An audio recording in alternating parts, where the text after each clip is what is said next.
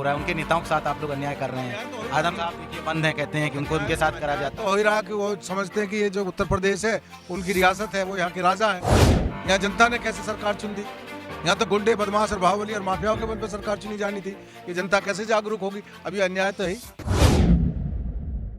देश की सबसे बड़ी हाउस पार्लियामेंट में लगातार विपक्ष एसआईआर स्टॉप करने की मांग कर रहा है और वोट चोरी के तमाम गंभीर आरोप भारतीय जनता पार्टी की केंद्र सरकार पर लगा रहा है और चुनाव आयोग को भाजपा और चुनाव आयोग समान बता रहा है। हमारे साथ बात करने के लिए उत्तर प्रदेश के मंत्री सुनील शर्मा जी हैं, जो उत्तर प्रदेश में भारतीय जनता पार्टी के मिनिस्टर हैं। बात करेंगे सर, एसआईआर की प्रक्रिया हो रही है, लेकिन विपक्ष एक तरफ एसआईआर को लेकर तमाम तरह के सवाल खड़े कर रहा है, जिससे आम लोगों में काफी ज्यादा इसको लेकर भरोसे कम हो रहे हैं। कैसे देखते हैं, क्या कहेंगे?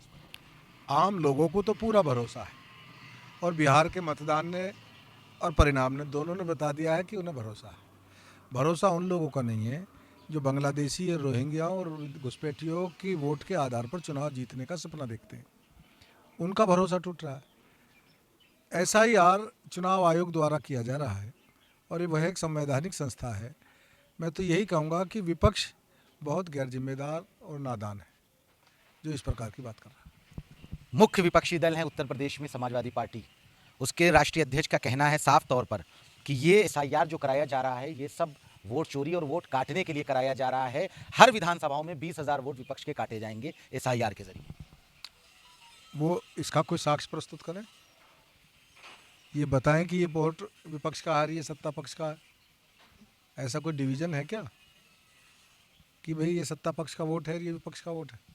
उन्होंने अपने एक सांसद का नाम लिया मऊ से और उन्होंने कहा कि देखिए, उन्होंने हमको बताया है कि घोसी विधानसभा, जहां पर अभी सुधाकर सिंह का निधन हुआ है और वहां सीट खाली है, लेकिन वहां भी भारतीय जनता पार्टी ने पहले से काम कर लिया है और घोसी में कुछ वोट काट दिए गए हैं विपक्ष के। देखिएगा, प्रक्रिया है, उसमें विपक्ष और सत्ता पक्ष का कोई वोट को आइडेंटिफाइड नहीं होता है और उनकी बौखलाहट है। वो अपनी पराजय को पचा नहीं पा रहे हैं। जो बिहार में उनकी पराजय हुई है उसको बहाने ढूंढ रहे हैं, उसको लोगों के दिमाग से निकालने के लिए।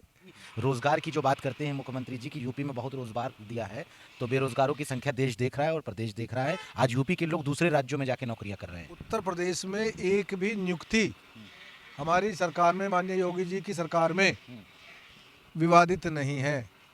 ये वो लोग हैं जिनके जब एसडीएम बने तो 86 में से कितनी संख्या एक जाति के लोगों की थी। हमारी सरकार निष्पक्षता के साथ भर्ती करती है। हमने भारी मात्रा में लोगों को रोजगार उपलब्ध कराए हैं। सरकारी शिक्षकों की भर्ती हुई है, पुलिस की भर्ती हुई है और वो आंकड़ा मेरे ख्याल में बहुत इतना बड़ा बैठेगा कि अखिलेश जी गिनना मुश्किल हो जाएगा उनको, इसलिए वो नहीं बता पा रहे हैं।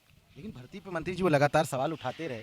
उन्होंने कहा एक ही जाति के लोग ज़्यादातर थानों में और ज़्यादातर जिलों में कप्तान और ज़्यादातर, वो उस पर क्या कहेंगे? वो उन्हें अपने शासन की याद आ जाती है, भूल जाते हैं कि अब वो सरकार नहीं है जब कि एक ही जाति के लोग हर थाने में हुआ करते थे। तो कर रहे हैं, 73 प्रभारी बना दिए एसआईआर के लिए। अब सारे नेताओं से एसआईआर करवाएंगे और कहेंगे जाओ और देखो पारदर्शिता। अच्छी बात है, अच्छी बात है। सजग रह करके एसआईआर में सहयोग करना चाहिए उन्हें भी। जितना अच्छा होगा उतना ही वो बढ़िया वोटर लिस्ट बनेगी।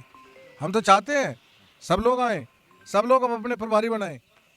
लेकिन वो ये इसलिए प्रभारी बना रहे हैं कि जो वोट काटे जा रहे हैं एसआईआर में, वो साफ कह रहे हैं कि वोट काटे जा रहे अगर हैं। कहीं गलत वोट कट रहा है तो उसको प्रस्तुत करें ना। वो कहते हैं अन्याय हो रहा है, उनके नेताओं के साथ आप लोग अन्याय कर रहे अन्याय तो हो हैं। ही रहा आदम है। साहब देखिए बंद हैं, कहते हैं कि उनको उनके साथ करा जाता तो हो ही रहा कि वो समझते हैं कि ये जो उत्तर प्रदेश है उनकी रियासत है, वो यहाँ के राजा हैं।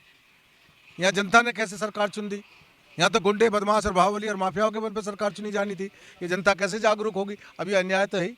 बहुत शुक्रिया हमसे बात करने के लिए। ये सुनील शर्मा थे, जो साफ तौर पर अपनी बातों के सारे सवालों के जवाब बेबाकी से दे रहे थे और तमाम विपक्ष द्वारा लगाए गए आरोपों पर भी क्या कह रहे थे उसे आपने सुना। लखनऊ से सहयोगी आयुष सोनी के साथ मैंने की द लीडर हिंदी।